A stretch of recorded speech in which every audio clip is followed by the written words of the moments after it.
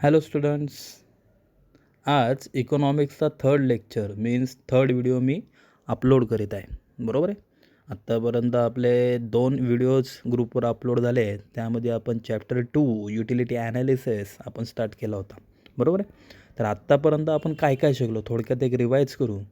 तर दिसते तुम्हाला स्क्रीनवर chapter 2 we have started chapter 2 utility analysis and what is the त्यामध्ये आपण काय शिकलो होतो. तर मिनिंग ऑफ युटिलिटी झालं आत्तापर्यंत. मिनिंग की utility is the capacity of a community to satisfy human wants.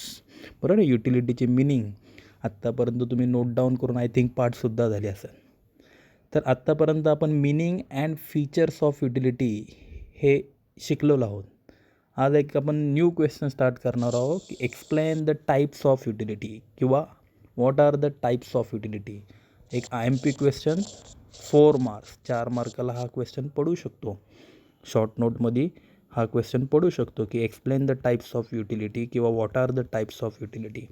तर तुम्हाला स्क्रीनवर दिसते there are total 6 types of utility. युटिलिटीचे टोटल 6 टाईप्स आहेत. First one is form utility, second one is place utility, next time utility, service utility, knowledge utility and last one possession utility. Total 6 types आहेत. Easy आहेत. तुम्हाला ते बघून video बघितल्यावर लगेच कळतील.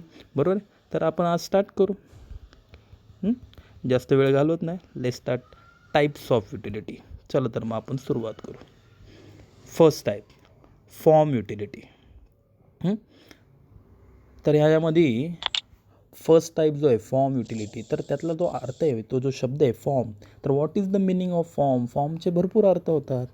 Form means application. बरोबर ना. तर ह्या ठिकाणी फॉर्मचा जो काय अर्थ असणार आहे, फॉर्म मीन्स नेचर. मराठी लिहिणार असताल तर नेचर मीन्स स्वरूप. फॉर्मचा अर्थ स्वरूप. म्हणजे ह्याचा अर्थ काय झाला की भरपूर साऱ्या वस्तूंमध्ये युटिलिटी असतेच. There are many things which satisfy our wants but it does not satisfy our wants directly. अशा वस्तू आहेत आपल्या आजूबाजूला की ज्या आपण वापरतो ना, पण त्यांच्यामुळं आपली वॉन्ट डायरेक्टली सॅटिस्फाय होत नाही. म्हणजे काय, आपण मिनिंग नंतर बघू, पण तुम्ही नीट बघू शकता खाली एक डायग्रॅम दिली.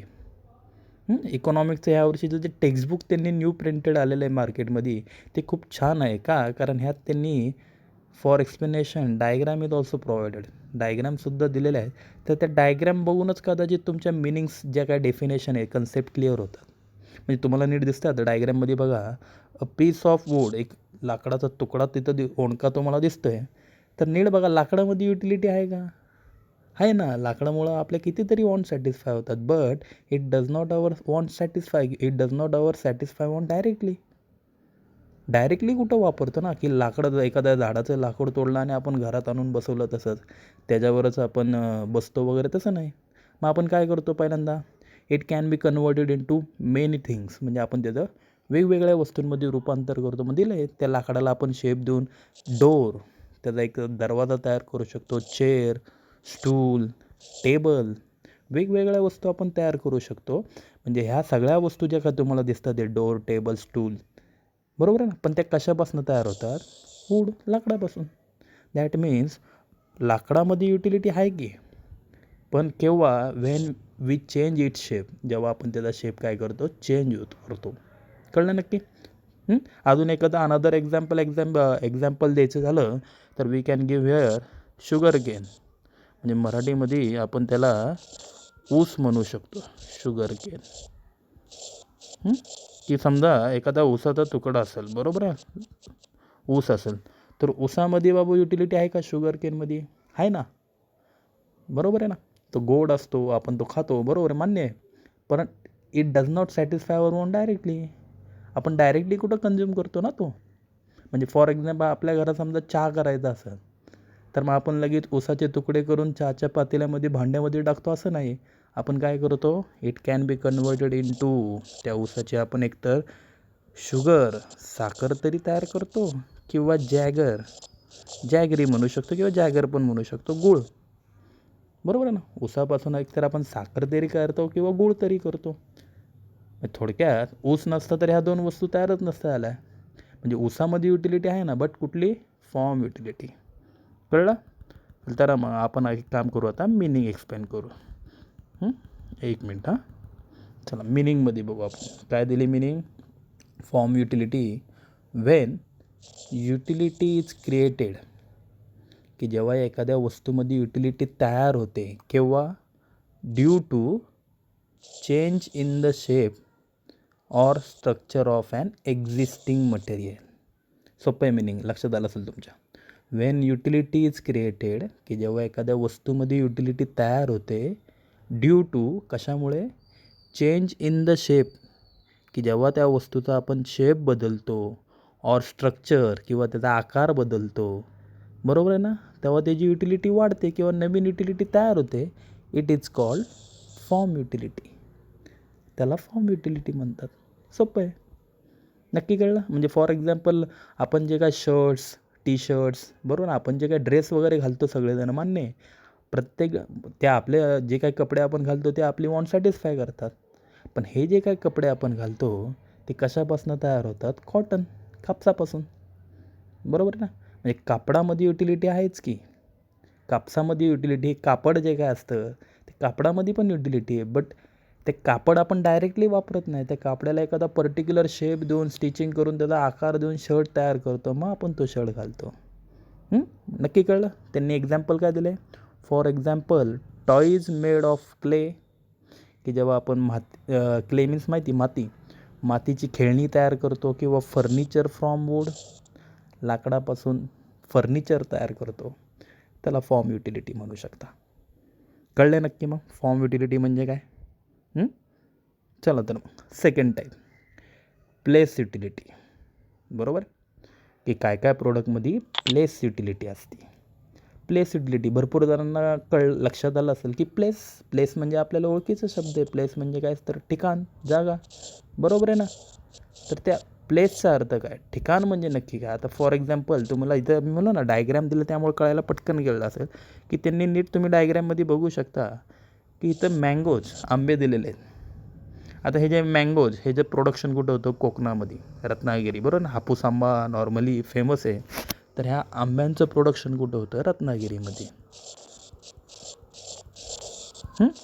तर आता मला सांगा, तो आंबा जेव्हा रत्नागिरीत, तिथला एखादा फार्मर असेल, त्याच्या झाडाला तिथं आंबे लागले असतील, तर त्यांनी आंबे झाडावरनं काढून तिथंच विकायला माल त्यांनी सुरुवात केली. म्हणजे आंबे समजा रत्नागिरीतच विकायला सुरुवात केली, तर त्याला इतका जी काय प्राईज आहे तिथं रत्नागिरीत एवढी प्राईज मिळणार नाही. रत्नागिरीत मॅक्झिमम त्याला 100 to 100 रुपीज पर डझन एवढीच प्राईज भेटेल. पण तो काय करतो, डोकं लावतो. मग तोच फार्मर काय करतो, चेंज इन द प्लेस, तो आंबा काय करतो, पाठवतो, ठिकाण बदलतो. हुशार असतो ना तो फार्मर. रत्नागिरीत विकायत नाही बसत, रत्नागिरीतल्याचा हापूस आंबा रत्नागिरीत का विकायचा, म्हणून तो काय करतो, तो आंबा पाठवून देतो आपल्याकडं मीन्स पुण्याला. मग जेव्हा तो काय करतो, ट्रान्सफर द प्लेस, जेव्हा त्या प्रोडक्टचं प्लेस चेंज होतं, इट्स युटिलिटी इन्क्रीज. त्याच आंब्याला मग आता डिमांड वाढतो. मग पुण्यात आल्यावर तोच फार्मर पुण्यात येऊन तोच आंबा 500 रुपयाला किंवा 700, 800, 1000 रुपयाला पण डझन भेटतो आपल्या इथं आंबा, बरोबर आहे ना. म्हणजे आंबा तोच आहे, पण त्याची युटिलिटी वाढली. कशामुळं, बिकॉज चेंज इन प्लेस, त्याचं ठिकाण बदलल्यामुळं युटिलिटी वाढली. हे आपण रत्नागिरी पुणे घेतलं ना तुम्हाला कळण्यासाठी.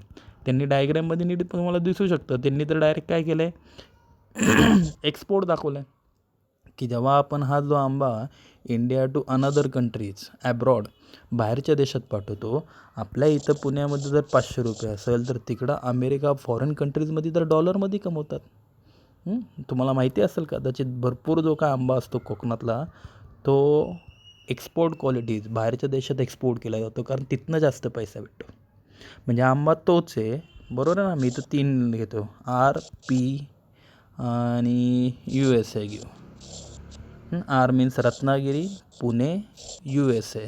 म्हणजे आंबा तोच आहे, रत्नागिरीतनं जेव्हा पुण्याला ट्रान्सफर होतो तेव्हा तो 200वरनं त्याची भाव वाढला 500 रुपये.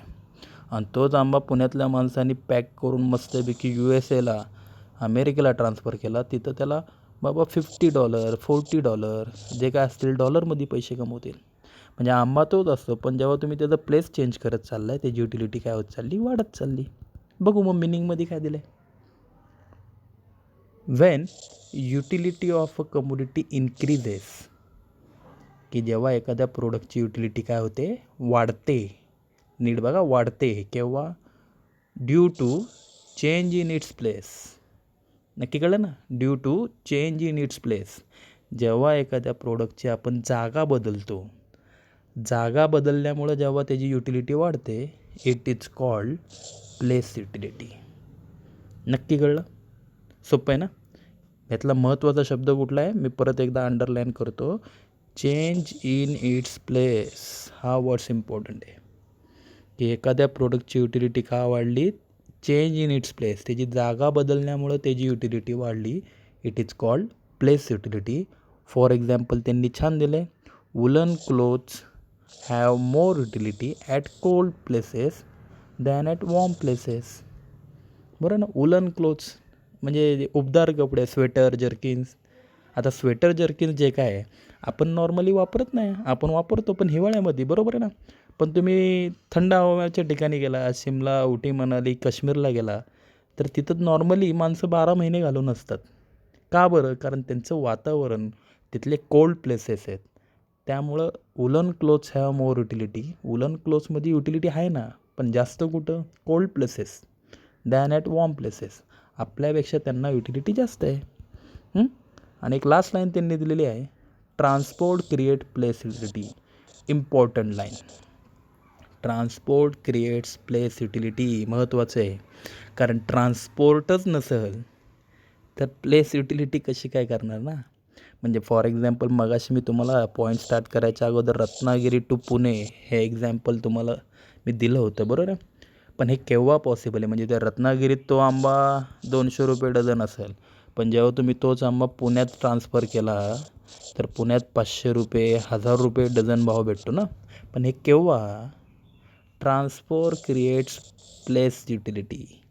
त्या फार्मरकडं ट्रक असेल, ट्रान्सपोर्ट फॅसिलिटी असेल तरच ना. त्या शेतकऱ्याकडं, त्या फार्मरकडं समजा ट्रकच नाही आहे, मग ट्रकच नसेल तर तो आंबा रत्नागिरी टू पुणे कसा काय ट्रान्सफर करणार. तो आंबा रत्नागिरी टू रत्नागिरीतच राहणार ना. म्हणून ते मेन आहे की ट्रान्सपोर्ट असेल तरच प्लेस युटिलिटी क्रिएट होऊ शकते. नक्की कळलं. म्हणजे आपला सेकंड पॉईंट झाला, एक फॉर्म युटिलिटी आणि प्लेस युटिलिटी. दोघांची मिनिंग सेम आहे. तुम्हाला प्लेस युटिलिटीवरनंच जर फॉर्म युटिलिटीची मिनिंग लिहायची असेल तर इथं काय होतं, फक्त when utility of a community increases due to change in its place. बरोबर आहे ना. तुम्ही फक्त काय करू शकता, मग चेंज इन इट्स प्लेस आहे त्याच्याऐवजी चेंज इन शेप असं टाकू शकता, बरोबर ना.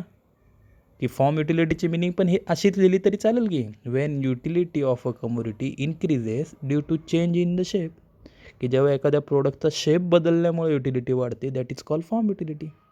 मग तुम्हाला जर मिनिंग पाठ करायच्या हिशोबाने जर सोप्या करून घ्यायच्या असतील तर प्लेस युटिलिटीवरनंच तुम्ही फॉर्म युटिलिटीची मिनिंग तयार करू शकता. ओके.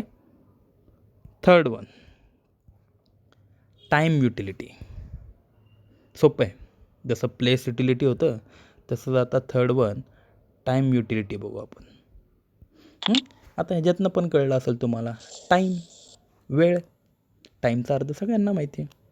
तर साहजिक आहे, ते स्टार्ट करायच्या अगोदर खाली मी डायग्रॅम, तिथं पिक्चर्स दिसतं, ते पिक्चर्समध्ये बघू आपण. ते ब्लड डोनेशन बनण्यापेक्षा पहिलं इथं बघा, ह्या पिक्चरमध्ये तुम्हाला एक आईस्क्रीमचं दिसतंय, बरोबर आहे ना. तर नीट बघा, त्यांनी आईस्क्रीमचं दुकान दिलं आहे, पण मागं तुम्ही बघू शकता की थोडंसं सनलाईट म्हणजे वॉर्म प्लेस आहे, बरोबर आहे ना. की बाबा आईस्क्रीममध्ये युटिलिटी आहे ना, मान्य आहे, पण केव्हा, इन समर सीजन, की जेव्हा उन्हाळा असतो तेव्हा. तसं ॲक्च्युली 12 महिने आईस्क्रीम आपण खाऊ शकतो. आईस्क्रीम पार्लर 12 महिने उघडे असतात. तुम्ही म्हणता सर आम्ही 12 महिने खातो, मान्य आहे, but more ice cream demanded in summer season. जास्त डिमांड केव्हा भेटते, उन्हाळ्यात ना. अजून सेकंड पिक्चरमध्ये बघू शकता तुम्ही, तिथं त्यांनी 2 माणसं आंब्रेला घेऊन उभे आहेत. दॅट मीन्स आंब्रेलामध्ये युटिलिटी आहे का हो, छत्रीमध्ये आहे ना. छत्री सर आम्ही वापरतो की छत्रीमुळं वॉन्ट सॅटिस्फाय होती ना. बट इन पर्टिक्युलर टाईम छत्री फक्त आम्ही पावसाळ्यातच वापरतो. That means umbrella have utility in rainy season only. बरोबर आहे ना. टाईम आला ना, म्हणजे छत्रीमध्ये युटिलिटी, पण टाईम कुठला टाईम? पावसाळा. अजून एक प्लेस तुम्ही इथं बघू शकता. तिथं दिसतंय तुम्हाला की माणसं शेकोटी करताना दिसतात ते, बरोबर ना. आता शेकोटी करतात ते म्हणजे याचा अर्थ नक्कीच त्यांना थंडी वाजते. ह्याच्यावरनं तर कळलं असेल तुम्हाला. नीट बघा, ते शेकोटी करायला जी माणसं बसली आहेत ते वुलन क्लोथ्स, स्वेटर, जर्किन्स वगैरे घालून दिसतात तुम्हाला, शॉल्स वगैरे घेऊन बसलेले आहेत. दॅट मीन्स जे काय थंडीत आपण कपडे घालतो, स्वेटर्स, जर्किन्स, त्यांच्यात युटिलिटी आहे का? आहे ना. पण केव्हा? इन विंटर सीझन, फक्त हिवाळ्यामध्येच. अदरवाईज स्वेटर वगैरे आपण उन्हाळ्यात वगैरे घालत नाही. उन्हाळ्यात स्वेटर घालून जर तुम्ही हिंडला, बाकीचे हसतील तुम्हाला. बरोबर आहे का नाही? म्हणजे ह्याचा अर्थ काय काय पर्टिक्युलर कम्युनिटीजमध्ये युटिलिटी आहे, but at a particular time. बरोबर आहे ना. म्हणजे आता मी फीचर्समध्ये पण एक्सप्लेन केलं होतं की आपले जे काय क्लासरूम्स आहेत ते आता बंद आहेत. बरोबर आहे का नाही. आता लॉकडाऊन कधी क्लोज होईल आणि कधी आपले क्लास रिस्टार्ट होतील सांगता येत नाही. परंतु जोपर्यंत क्लासेस स्टार्ट होत नाही तोपर्यंत तो तिथं आपल्या क्लासरूममध्ये खडूंचे तुकडे पडलेलेच असतील. दॅट मीन्स त्या खडूमध्ये युटिलिटी आहे का? आहे ना सर. तुम्हालाच क्लासमध्ये शिकवताना तुम्ही खडू यूज करता, बरोबर आहे. पण आत्ता त्या खडूकडं कोणी लक्ष देत नाही, ते खडू तिथंच पडलेले आहे. कारण आता लेक्चर्स आपले ऑनलाईन स्टार्ट झालेत, बरोबर ना. दॅट मीन्स पर्टिक्युलर टाईम, जेव्हा लेक्चर स्टार्ट होतील, जेव्हा परत ते वेळ येईल ना, तेव्हा त्या खडूमध्ये युटिलिटी क्रिएट होईल. कळलं नक्की. तर बघू आपण मिनिंग काय दिली. When the utility of a commodity increases, की जेव्हा एखाद्या प्रोडक्टची युटिलिटी वाढते, किंवा with a change in its time of utilization. परत मगासारखीच meaning, change in its time of utilization. मगाशी चेंज इन प्लेस होतं ना, आता तुम्ही चेंज इन टाईम. थोडक्यात एखादा म्हणाल सर 3 जे टाईप झाले आपले, कुठले कुठले? फॉर्म, प्लेस आणि टाईम. बरोबर आहे. तर माझं म्हणणं नीट आहे का? तर माझं म्हणणं काय की तिघांची मिनिंग सेम लिहा. फक्त फॉर्म युटिलिटीमध्ये change in the shape or structure येईल, प्लेस युटिलिटीमध्ये चेंज इन द प्लेस येईल, आणि टाईम युटिलिटीमध्ये चेंज इन इट्स टाईम येईल. म्हणजे फक्त एक एक शब्द बदलला तर तिघांची मिनिंग तयार होईल. बरोबर आहे ना. मग बघू परत एकदा काय दिलं आहे. Wien the utility of commodity increases, की जेव्हा एखाद्या प्रोडक्टची युटिलिटी वाढते, कशामुळे? With a change in its time. जेव्हा टाईम बदलल्यामुळे युटिलिटी वाढते ना, त्याला टाईम युटिलिटी म्हणतात. म्हणजे आता फॉर एक्झाम्पल अम्ब्रेला, छत्री 8 महिने घरात पडून असतात, बरोबर आहे. कुठंतरी आपण स्टोर रूममध्ये त्या ठेवलेल्या असतात. म्हणजे 8 महिने जी गोष्ट आपल्याच घरात पडून होते, इतके दिवस आपण त्याला विचारत नसतो. पण जेव्हा चेंज इन टाईम, जेव्हा सीझन चेंज होतो, पावसाळा स्टार्ट होतो, रेनी सीझन स्टार्ट होतो, त्याच अम्ब्रेला आपण परत बाहेर काढतो. कारण आता आपल्याला माहिती आहे आपली वॉन्ट पावसाळ्यात फक्त अम्ब्रेला सॅटिस्फाय करू शकते. बरोबर आहे. फॉर एक्झाम्पल त्यांनी दिले, a student has more utility for textbook during examination than in the vacations. बरोबर आहे. आता टेक्स्टबुक जे काय आहेत, बरोबर आहे. वॅकेशनमध्ये कोण, वॅकेशन जेव्हा पिरियड चालू आहे, सुट्ट्या जेव्हा आपल्याला लागतात, तुम्हाला आता समर वेकेशन जेव्हा स्टार्ट असतात, तेव्हा तुम्ही कशाला टेक्स्टबुक ओपन करून बसताल? एवढ्या वेकेशन स्टार्ट झाल्यात, तुम्ही तुमच्या सुट्ट्या एन्जॉय करता. बरोबर आहे. पण तेच बुक्स जेव्हा एक्झाम स्टार्ट होतात, तर साहजिक आहे तेव्हा एक्झाम स्टार्ट झाल्यावर तेच टेक्स्टबुक आपण शोधायला लागतो. बरोबर आहे ना. तुम्हाला माहिती असेल किंवा भरपूर तुमच्यातले बरेचसे जण एक्सपिरियन्स आहेत की बरोबर आहे सर, की वर्षभर 10 महिने ती पुस्तकं आमच्या सॅकमध्ये कुठं पडलेले असतात आम्हाला माहिती नाही. परंतु एक्झाम असली की मग तुम्ही तीच टेक्स्टबुक शोधायला लागतं ना, कारण एक्झाम पिरियडमध्ये युटिलिटी काय होती? क्रिएट होती. त्यांनी जाता आता अजून एक लास्ट लाईन काय दिली बघा. Time utility is also observe when goods are store and use at the time of scarcity. अजून एक गोष्ट टाईम युटिलिटीमध्ये ऑब्झर्व केली त्यांनी, की when goods are store and use at the time of scarcity. की काय काय प्रोडक्टमध्ये टाईम युटिलिटी केव्हा तयार होती, की त्या वस्तू काय केल्या जातात? स्टोर, साठवल्या जातात. म्हणजे फॉर एक्झाम्पल एखादा मी म्हणलो ना, की एखाद्याचं समजा अम्ब्रेला, रेनकोट्स, बरं, आंब्रेलाज किंवा छत्र्यांचं किंवा रेनकोटचं समजा तुमचं दुकान असेल, तर साहजिक आहे ज्याचा आंब्रेलाचं आणि छत्र्यांचं दुकान असेल तो वर्षभर ते दुकान ओपन करून ठेवत नाही, कारण त्याला माहिती आहे बाकीच्या सीझनमध्ये कोण आपल्या दुकानात येणारसुद्धा नाही. मग तो काय करतो, बाकीचे महिने काय करतो, 8 महिने गुड्स आर स्टोअर. दिसते तुम्हाला, गुड्स आर स्टोअर मीन्स त्या रेनकोट आणि जे काय आंब्रेलाज आहेत ना, तो काय करतो गोडाऊनमध्ये साठवून ठेवतो. आणि मग काय करतो, मग तो use at the time of scarcity. दुकान उघडणार ना तो, पण केव्हा, at the time of scarcity, जेव्हा ह्याची गरज तयार होते, म्हणजे जेव्हा पावसाळा येईल ना तेव्हा तो ते दुकान उघडतो. नक्की कळलं.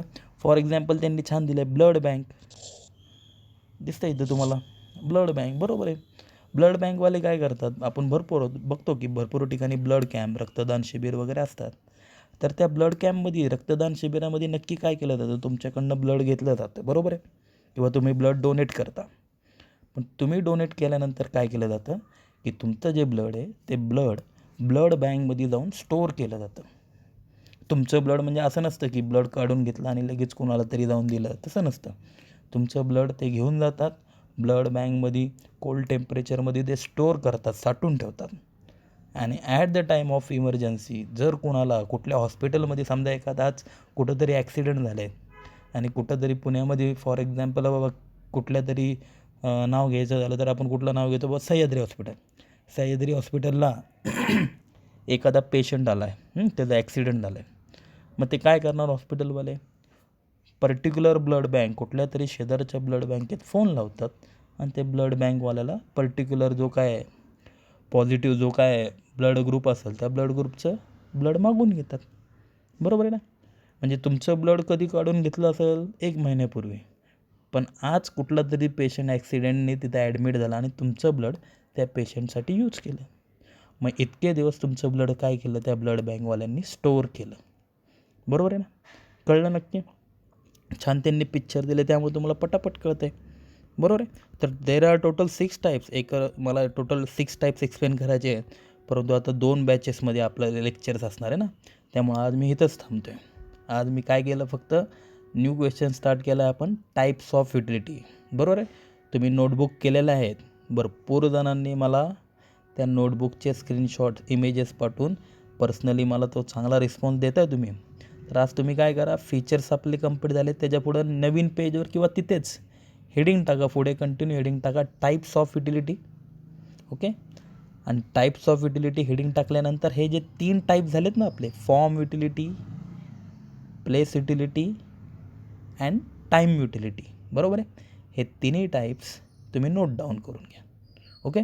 सो आजचा होमवर्क म्हणला तरी चालेल, हे तिन्ही टाईप्स तुम्ही नोट डाऊन करून मला पर्सनली सेंड करा. ॲज इट इज आहे तसे लिहून काढले तरी चालेल. डायग्रॅम काढायची गरज नाही आहे. काय काय जणं तुमच्यात भरपूर हौशी आहेत की डायग्रॅम काढत बसतील ती ब्लड बँकची पिशवी वगैरे, काही गरज नाही आहे. फक्त जे काय 3 टाईप्स आहेत ॲज इट इज आहे तसे लिहून काढले तरी चालेल. बाकीचे जे अनदर रिमेनिंग 3 टाईप्स आहेत ते आपण नेक्स्ट लेक्चरमध्ये, उद्याच्या लेक्चरमध्ये बघूयाच. ओके. So take care. तोपर्यंत काळजी घ्या आणि लवकरात लवकर ते कंप्लीट करून मला पाठवा. ओके. बाय.